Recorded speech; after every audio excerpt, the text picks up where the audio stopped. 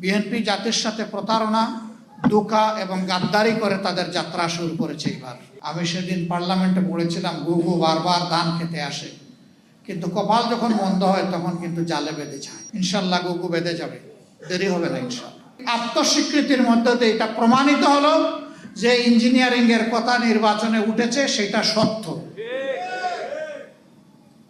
এখন বলতে পারেন আপনারা কি করলেন? ভোট দিলাম 70% মানুষ, আপনারা ভোটটা করে তুলতে পারলেন না কেন? আমরা কেন পারিনি তার জবাব আমার চাইতে আপনারা কম জানেন না। তবে এইটা ঠিক, আমি সেদিন পার্লামেন্টে বলেছিলাম, গুগু বারবার ধান খেতে আসে, কিন্তু কপাল যখন মন্দ হয় তখন কিন্তু জালে বেঁধে যায়। ইনশাল্লাহ গুগু বেঁধে যাবে, দেরি হবে না ইনশাল্লাহ।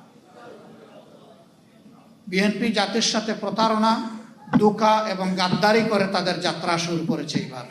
তারা সংবিধান সংস্কার পরিষদের সদস্য হিসাবে তারা শপথ নেয়নি। তারা তখন বলেছে গণভোট হারাম। এখানেই দাঁড়িয়ে একজন বক্তা জুলাই যোদ্ধা বলেছেন, বাংলাদেশের প্রথম গণভোটটাও কিন্তু সংবিধানে ছিল না। একজন সামরিক ব্যক্তি, তিনি বেসামরিক প্রেসিডেন্ট হওয়ার জন্য সেই গণভোট দিয়েছিলেন।